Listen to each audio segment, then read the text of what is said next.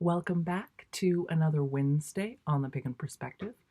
I'm your Wednesday host, Yucca, and this week we are actually talking about what life or the typical day looks like for us. I think the exact wording actually is, what has the typical day for you been looking like recently?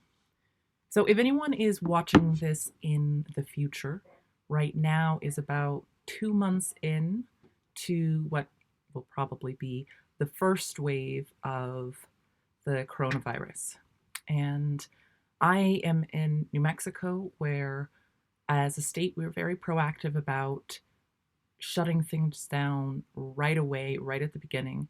And my family, actually, because we were in the position to, were able to start self isolating right at the beginning before things really even got serious, because we were in the position to do so and have elderly family members who would be at significant risk. So we made that choice pretty early on to be self isolating. So this is May 6th. And I think so since the beginning of March, um, it's been a different kind of time period for us. So I shared with all of you at the beginning of this year when we did episode on, what was last year like, what's the coming year like, what are we hoping for with it.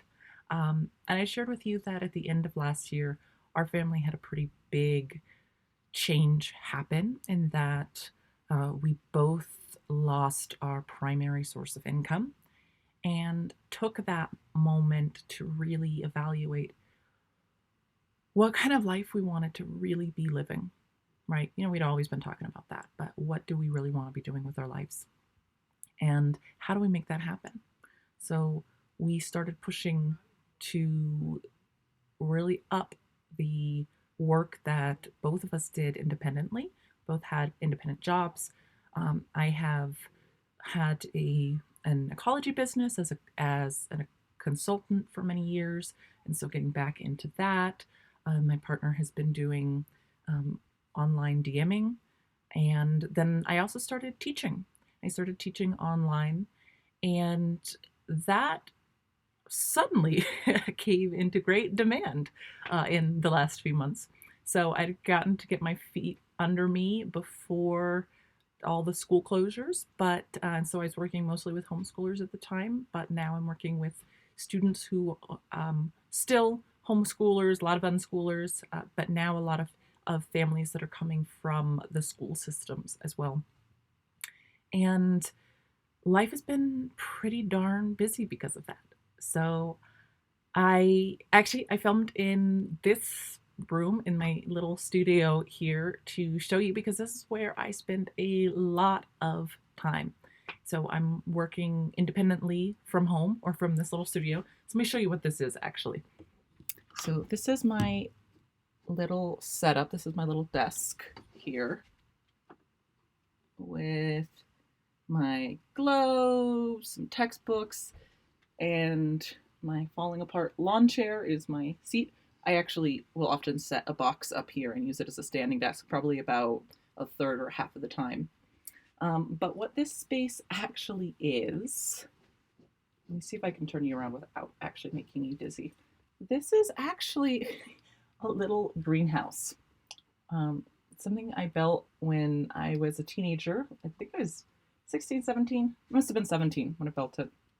And it's actually had some water damage. So I have to do some repairs on it. But essentially what it is, tiny houses on wheels? Well, this is a tiny greenhouse on wheels. And because it's now we're moving into the warm part of the year, we don't need to be using it as a greenhouse, which we have for many years and been able to grow tons of food in here. But right now I just converted it into a little studio. So this is where I work, and then my husband works in here as well. Although, to be honest, it is really set up more as my space. He's got a couple books in here, but so a little off-grid thing. I think you saw the wires coming in from the satellite internet and solar panels and all of that. I just run some lights. And then this little green screen back here isn't actually a real green screen. It's just some green felt one of those like $2 a yard things from Joann's that is close enough that I can use it for the backdrop for my classes, and it works great. So I've already talked for quite a while at this point. Let me jump into what a typical day is. So a typical day for me starts around 5:30. Um, so the baby, or I guess he's a toddler at this point, sleeps with me, and around 5:30 or so, he'll wake up and then he'll go off and find his dad. At which point he wakes his big sister up, who's almost 4, who is now sleeping on her own completely through the night, and it is glorious. But she'll wake up at that point and come cuddle with me, and we'll hang out and cuddle for half an hour, maybe up to an hour. So between 6 and 6:30, we'll get up, and she loves to help me make coffee and is getting really good at doing all of the steps on her own with some assistance for the hot parts. We have a little French press, and she'll put the coffee in, and I'll help with pouring the boiling water, but then she likes to put the press down, and she doesn't drink the coffee herself, obviously, but she likes to make it for me. And I will sit and have coffee for a couple of minutes, get that first half the glass drunk in a nobody gets to touch mom for just a few minutes, and then real early on, so between 6:30 and 7, we all go outside.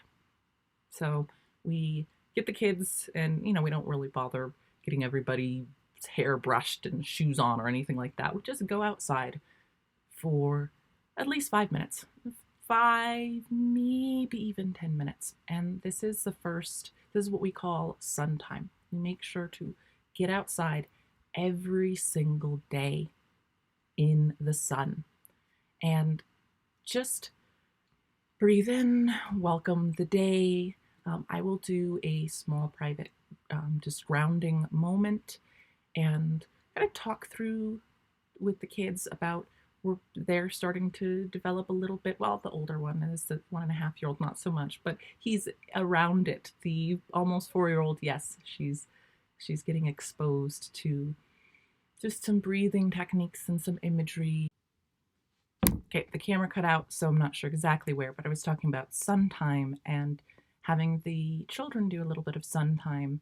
So starting to learn about some breathing and some just grounding practices. And it's also a time where we will set intentions for the day. At that point, we'll go back inside.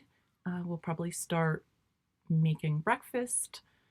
I don't usually eat in the mornings. I usually just naturally fall into sort of an 18-6 kind of compressed eating window. So I'll eat later on in the day, although I do have cream in my coffee.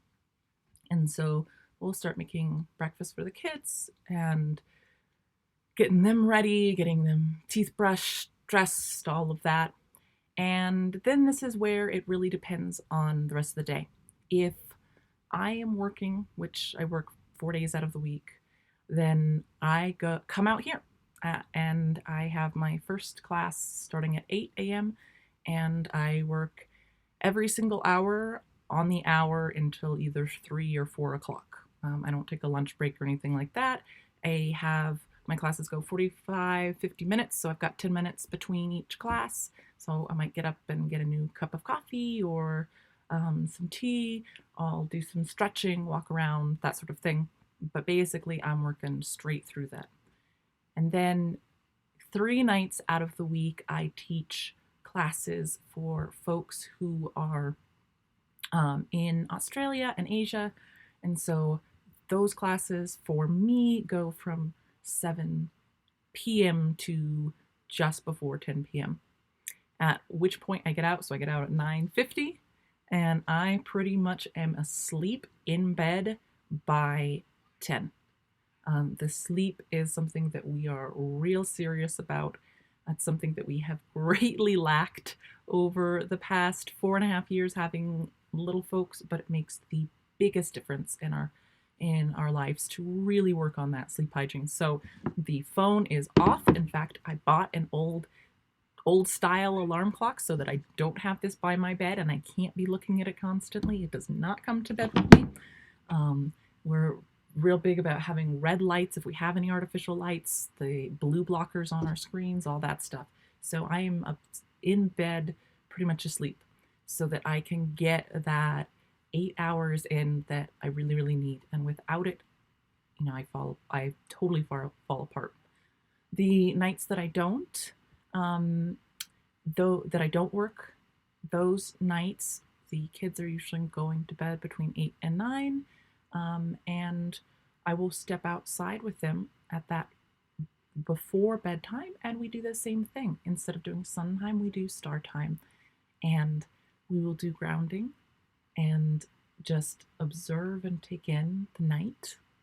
And instead of talking about intentions, we'll talk about what we're grateful for. And sometimes that's just sitting on mama's lap with the bathrobe wrapped around all of us, right? So actually it's more like this, trying to fit multiple kids at once, and really just being present with that.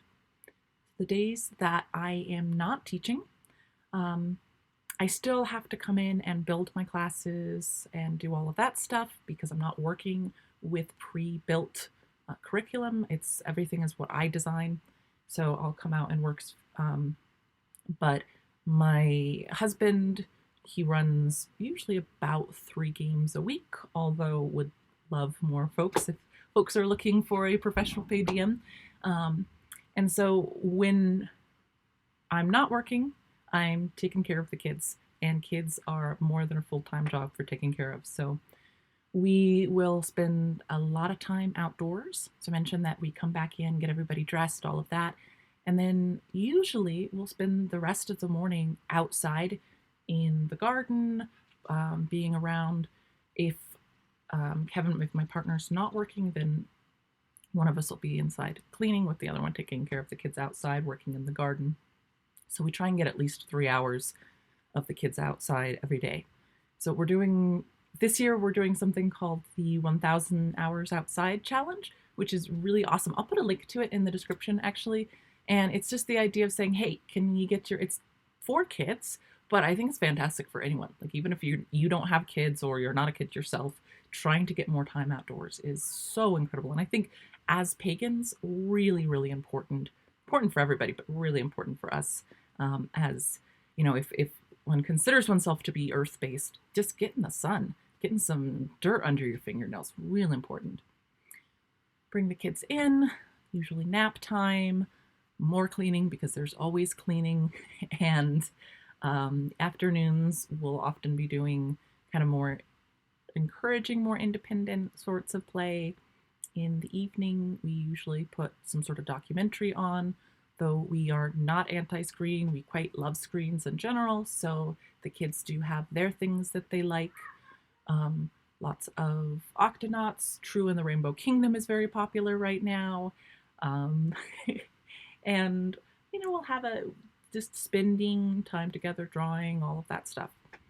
And I will, if I'm not working, pretty much be in bed by 9. And I know it's not actually very good practice to have different bedtimes. They're still close enough, but it gives me a little extra time than I normally would get if I was working. So that is what we are doing with our schedule right now. And it's been just incredibly busy, and I feel very, very lucky. I've worked very, very hard to be able to be doing what I'm doing with full classes and making the money that we have been making. Things are probably going to slow down quite a bit in the summer, at which point we'll be transitioning back to trying to move. So we have been in town, but we have land where we want to move to, and we've just been working on the infrastructure for that. But everything shutting down made it really hard to be able to get some of the final things done that we need to be able to move, like some of the major bits of infrastructure, like electricity and getting the internet hooked up there. We do have satellite internet, but It would be nice to get other internet hooked up as well, so that kind of thing. So we'll be focusing more on the labor, and we do get up several times a week, so we can do a lot of the earthworking stuff that's happening right now and lots of incredible transformations. So that's the day for me right now, and I suspect it's going to change quite a bit in the months to come. And the key for us is just to continue to try and be present with it and know that it's an emotional time for everyone right now. It's just such an overwhelming time. Um, Even if you've got employment, even if things aren't as stressful as they could be for someone else, even if you have your health, it's the world is in grieving right now. It's a tricky time, and I really encourage folks to be compassionate with yourselves and with everyone around. I think it's also a perfect time to really truly evaluate what we want to be doing. How do we want to be living, and how do we move towards that? So wonderful. We have another full month of topics coming up. Um, and I cannot wait to share those with you. So, of course, would love to hear from all of you how you are doing through all of this. What is a typical day for you? Is it changed versus what it used to be? Do you like what's happening now or not? Are there, what's going on for you? Let us know, and see you next week.